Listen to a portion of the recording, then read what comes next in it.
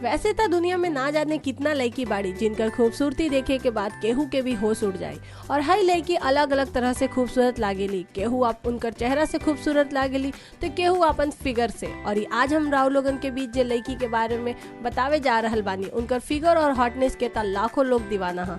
जी हाँ, उनकरा के अमेरिकन प्लस साइज मॉडल के नाम से भी जानल जाला और उनकर नाम है एल्सी ग्राहम के। कुछ दिन पहले लोगन के ट्रोलिंग के शिकार बने के पड़ल। एस्ली वर्कआउट करे के समय के एक वीडियो इंस्टाग्राम पर पोस्ट कैल रहनी। लोग इस वीडियो पर कमेंट करत कहनी कि वो कितना भी कोशिश कर ली पर पतली ना हुई। तो वहीं एस्ली अपन ट्रोलर्स के जवाब देते हो कहनी कि वो अपन शरीर से खुश बाड़ी और वर्कआउट खुद के फिट रखे खातिर करत बाड़ी। वैसे एस्ली पिछला काफी समय से मॉडलिंग कर रहल बाड़ी, साथ ही वो बॉडी इमेज के क्षेत्र में सोशल वर्कर भी है। उनकरा के अपन भरल शरीर के वजह से लोगन के प्रोत्साहन तो मिलेला पर उनकरा के कई बार घटिया कमेंट के भी सामना करे के पड़ा था।